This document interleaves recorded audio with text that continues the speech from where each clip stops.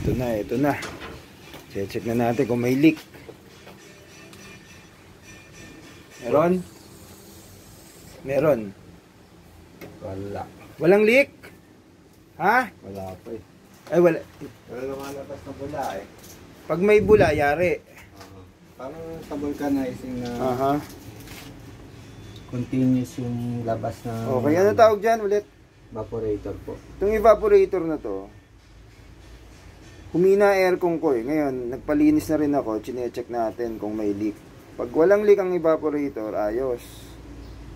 Pero pag may leak yan, bumubula.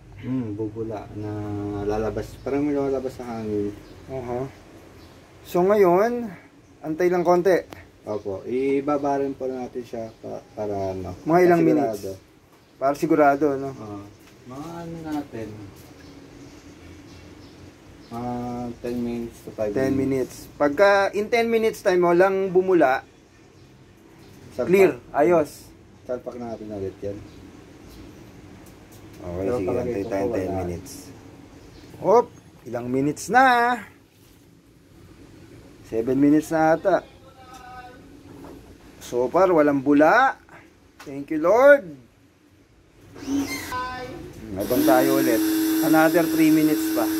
Oh, another 10 minutes pa. Gusto mo? Nice. Teka, silipin natin yung ating dashboard. Tignan nyo, ito yung proseso ng tanggal dashboard, linis, aircon.